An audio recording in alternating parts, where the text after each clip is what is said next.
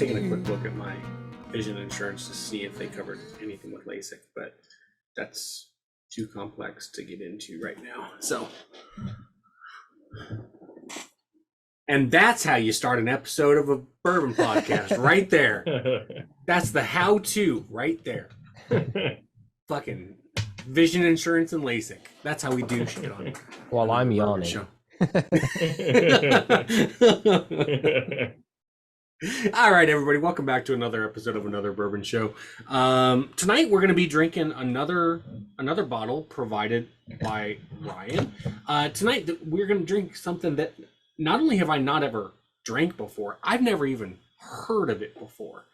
We're going to be drinking Five Trail. Ryan, can you tell us about Five Trail? No, you guys can look it up. All right.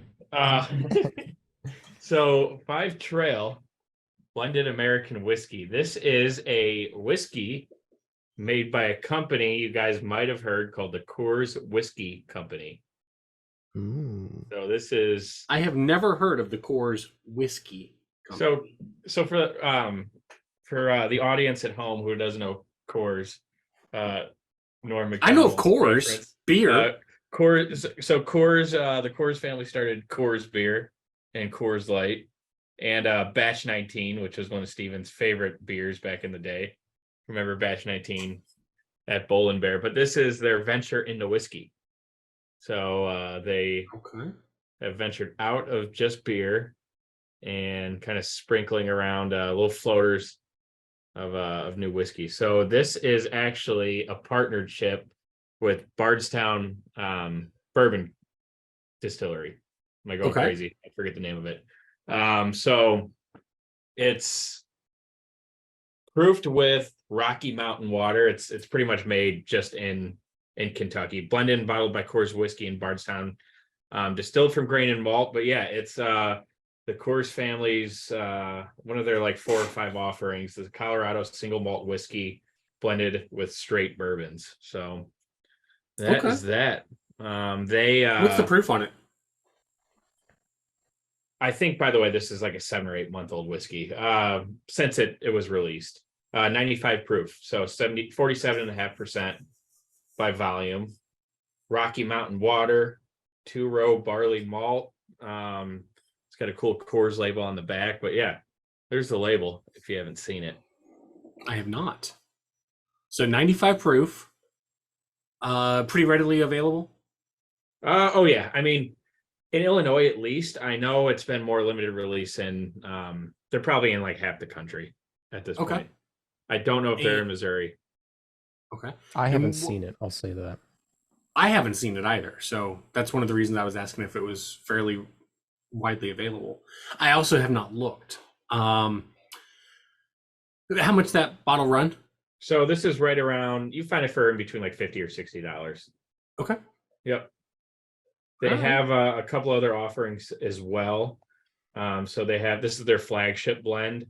They have a barrel proof. They have a cask finish and a small batch. So 4 different offerings. And like I said, this is less than a year old in the market. I know it's pretty allocated in other states, and allocated, I don't mean it to mean like Blanton's or Pappy. They just don't have a lot of juice.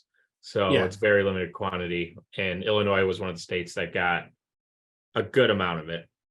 Okay. Does the Coors Whiskey Company distill any of it on their own? I don't care one way or another. I'm just curious. That I don't know if they've released that information. I can't say for sure or not. Okay. Okay, cool. All right, Steven, let's hear about it. Well, I think that it looks almost like a cool like pamphlet or something like that you would see, or almost like a cool drink menu, even because of that like cutout in the corners. You would get at like maybe a higher end restaurant or a restaurant that wants to be higher end. It looks nice. It's like a stenciled kind of drawing. I almost wish that it wasn't stenciled and that they just would have done like a color illustration there, because I think it would look even better personally. Whereas it just looks it looks very elegant, simple, and nice. But I'm inclined to only give it, and this is not a bad score, but I'm inclined to give it a 7, where I feel like this could have been even higher, because I do feel like the overall presentation is really nice. The bottle shape is, while not the most like super interesting thing in the world, it's unusual because of how short that neck is. So I do think it kind of stands out and it looks unique on the shelf too. So I think it looks super pleasant, super distinct, refined, and it looks classy. Is all I'm trying to say. I won't belabor anymore. It looks classy, but it doesn't leave a lasting impression to me. So that's why I'm giving it a 7. I feel like one of the reasons they might not have done a colored background is it would look eerily similar to a High West background. It could, yeah. And maybe that's it. And the bottle is Which nowhere near weirdly, this. High West now looks more like this though, right? Yeah. So I mean, yeah. I think a colored background would be cool, or at least maybe not fully colored, but a little pixelated where you can see. Or some watercolors or something. I feel like I've seen this like kind of stenciled look a lot.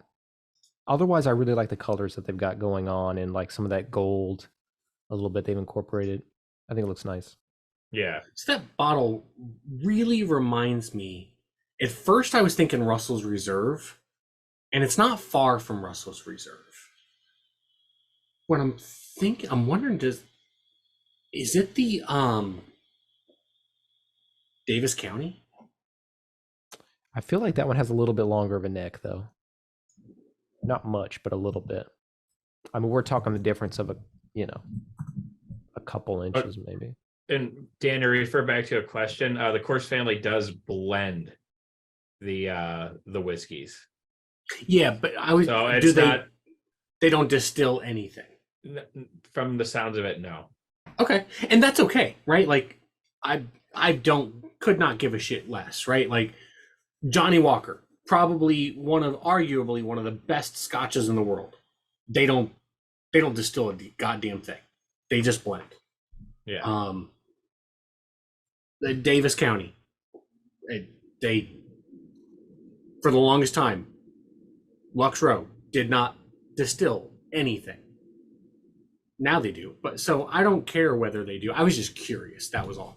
Yeah. But that bottle definitely reminds me of something. I just can't think of what it is.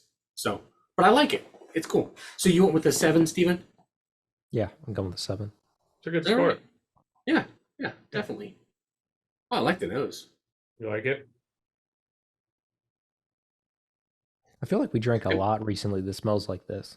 Not that it's not pleasant, but it has that kind of like a light fruit mixed with like sourdough. Yep. Yeah. 100%. And I mean, I get plenty of sweetness, plenty of oak nose to it as well. But but those are the normal ones, right? Like the more interesting was like a cherry or a fruit nose to it. I'll go a step further and say it's almost like a fruit atop like a creme brulee, and I even get a little bit of that smell too, like that kind of like caramelized sugar, I guess. Yeah.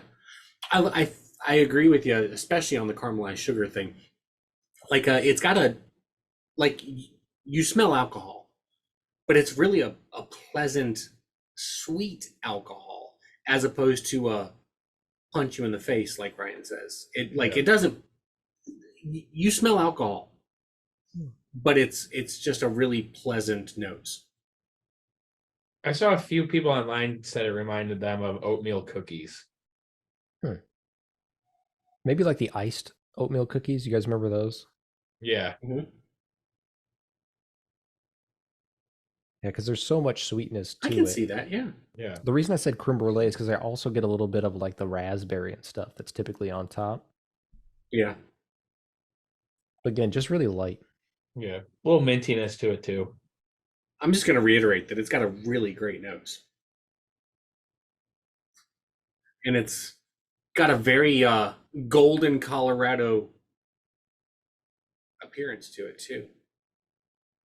Do you think that's by accident? Colorado Kool-Aid. Rocky Mountain oysters. Columbine. Well, cheers, guys. Cheers. To Cheers. Columbine. I'll drink to that.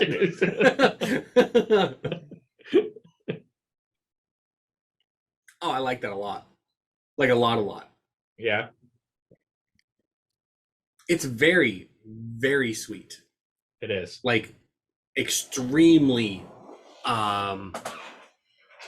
like wow, sweet, decadent. And acidic, But it too. is acidic. But very, very sweet all around. Mhm. And killer legs, like what you would expect Yes. for so much acidity. I do think that oatmeal cookie kind of carries over. Like I get a lot of I a see lot it of more on the oats, palate. a lot of vanilla. A little spice on the back end too. It's pretty well balanced.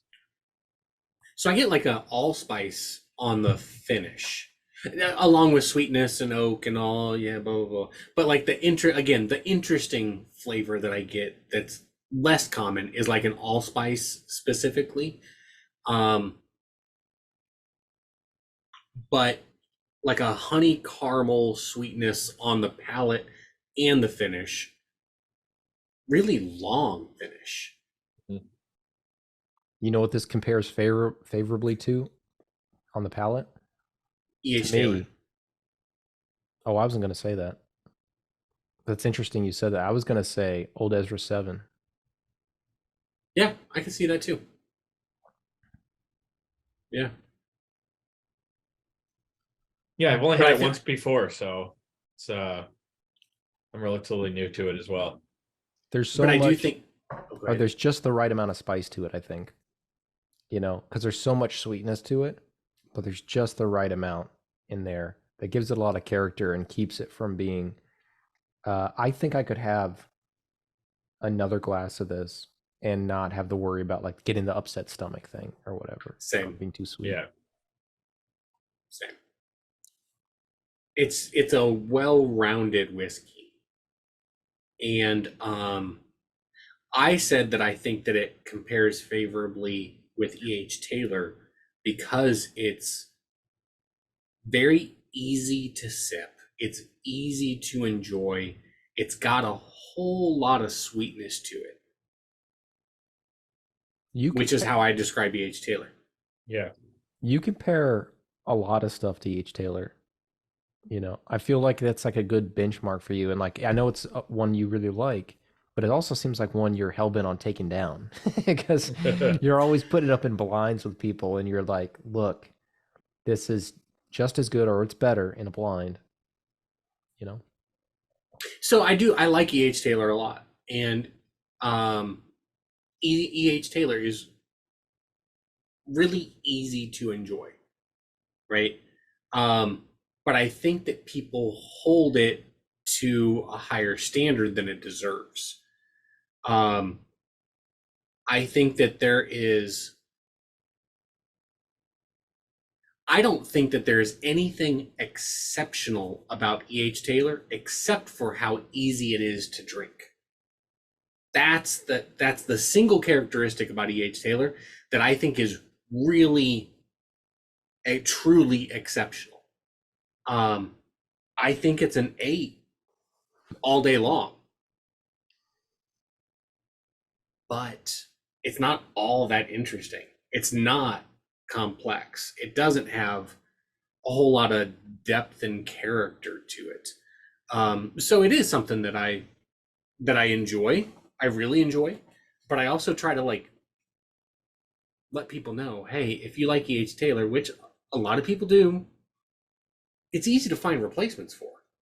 So don't spend $80 on a bottle of E.H. Taylor small batch because that's a $42 bottle.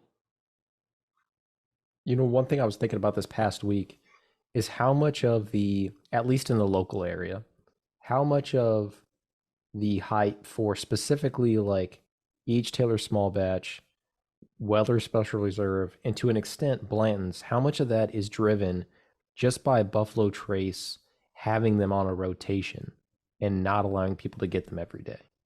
Hmm. I feel like, again, on a local standpoint, I feel like that is what makes them so popular. Like, you have a huge long line every day because people are like, oh, there might be Blanton's. But if it was just on the shelf or whatever, along with in some quantity every day, you could count on that. Hmm. Give away the exact same amount, people wouldn't care. Yeah. It just seems like there's marketing baked in. This is to your point, I guess. There's so much obvious marketing, it seems like, baked into those products that I do think it's worth comparing them in a blind when you're talking about lining up at 7 a.m. to get one of those bottles. You know? And that's the reason I like to do it in a blind so often, is to try to let, be it Blanton's or Eagle Rare or any of the Buffalo Trace lines. I think that Buffalo Trace makes a fantastic product. Nothing I'm saying should be taken as me saying anything negative about it. But it's very simple. It's very easy to enjoy. Very easy to enjoy. There's very little complexity to most items within the Buffalo Trace line, making it easy to enjoy. With the boom of bourbon, God, fucking 7 years in at this point, and still people just now starting to drink whiskey, joining the boom, it makes sense that everybody seeks Buffalo Trace products because the whole line is a great starter bourbon. It's a great starter whiskey, the whole line. It's good once you've been drinking whiskey for a long time too, but it's especially good because it's easy to drink, it's approachable. It's just hard to find because so many people new to bourbon drink it because it's so easy to drink, right? So it's like Wild Turkey. In my opinion, the whole line is better than the Buffalo Trace line, but it's also harder to enjoy. It's got more complexity to it. It's not as easy to just drink. You've got to, like, if you choose to, you've got to think about what you're drinking and the flavors you're picking up. There are Old Ezra 7, same way, right? Like, these other distilleries make a product that is more complex, more challenging to wrap your taste buds around. And that's the reason Buffalo Trace is so wildly popular, in my opinion. Yep. But they do make a fantastic product. Again, not taking anything away from them. It's a fantastic product line. Goddamn right it is, dude. Hey, dude, you sell wine. What the fuck do you know? Well, I mean, yeah. You guys want to rate this? Yeah, let's do it. I'm not going first though. I'll go first if you want. If you want to. I have a number in my mind. I'm just All right, I got a number in my mind, 8.1. okay. I think it's coming in really solid for me. I think this is a great bottle. I'm a little worried it's going to get lost in the shuffle for me personally, because where I'm at and where they're at, it sounds like it's not going to be super easy for me to get. If this was something that was constantly on the shelf, constantly available, I feel like we say that a lot, but if it was constantly on the shelf, constantly available, this could be like a staple in my bar because I love Old Ezra 7. Every once in a while, it gets harder to find for one reason or another. And that in itself is kind of a replacement for Antique 107 being never available. Good bottle in its own right, but I mean, I love Antique 107. And this, again, compares favorably with that, but I feel like it's just not as heavy on the baking spice as I would like. But I do agree that it's more balanced overall, which a lot of times is what I'm in the mood for too. So I think there's a place for both. Really pleasant nose, really pleasant palate. I like the presentation of the bottle. I think the price point is pretty good. Um, I think it's right on the cusp though of being more than I would want to pay. Um, yeah, I think this is like a $45 to $50 ish experience, I would say. So, given that in that range, if this is what you're looking for, I give it a strong 8. And really, anything in the 8s is an easy recommend for me. So, Yeah. this just skirts in under that line for me. So 8-1, you said? 8-1. So just skirts above that line, I should say. Yeah. I was right there with you, Steve. I was thinking 8-2 as soon as I started drinking it. You know, it's funny. It's a harmony of Colorado single malt whiskeys, and we've compared it to nothing but bourbons, right? Yeah. Like, is there any shades of it that remind you of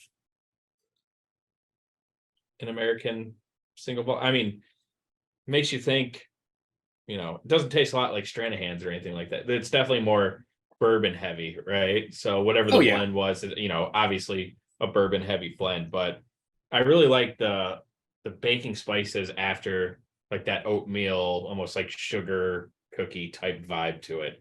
Real sweet, elegant, decadent, real full of flavor. Nothing really punches you in the face, but the finish is long and it's just a pleasant flavor. When I saw it was, you know, a blend, I don't drink a lot of blended whiskey, so I'm like, you know, half the time tastes a lot like scotch to me, which I don't, you know, always like. I think the ones you've given me lately, Dan, the American single malts at least, have changed my mind on that. But yeah, they're doing a good job over there. Seems like not only are they really good at making $3 beers at the bar, but they're good at sourcing and blending whiskey. So yeah, I'm gonna go an 8.2. I don't anticipate it being that hard to find probably in like 2 or 3 years. So hopefully it's a staple of your bar at some point, Stephen. I think inventory will still be low on it for the foreseeable future though. So 8-2. 8.2. I'm in an 8-2 also. Whenever I said I got a number in mind, the number in mind was an 8-2. For everything that you guys just said, I think it's well rounded. I think it's one thing that we didn't mention earlier is that you get a lot of the rye spice, the rye complexity from it. At least I do. Like, it's got some pepperiness to it. It's got some heat to it that is noticeable. One of the neat things to me is that I get a honey sweetness and a caramel sweetness. Like, it's a weird, like, yes, I get honey, yes, I get caramel, and I get oak, and then with the spiciness, it's just a really, really good pour. I'm totally fine with paying $60 for this. I think that $60 is perfectly appropriate. The fact that it's blended, I couldn't give a shit less about. There was a time in my life when I did. There was a time when I used to like only drink single malt scotches. Like whenever I was drinking scotch, it would only be a single malt. I would never drink a blended scotch. And my saying was, if it's so goddamn good, why do you have to blend it? And then I realized that that's really dumb. That's really immature, right? Like you take this and you mix it with this and it gets better, right? And that's kind of what this is. They did a really good job of blending this together. Like, that was an art form that put this together. And I'm totally fine with $60. Good on you, Coors, because this is a fantastic product. I will be finding it. It will be on my shelf. And I get grape. Like, I taste grape from this. I don't know, at some point, like in this second glass, I was like, I get like a grape flavor to it. And I don't get that very often. So there you have it. So I'm at an 8.2. I think it's a buy. Buy when you see it.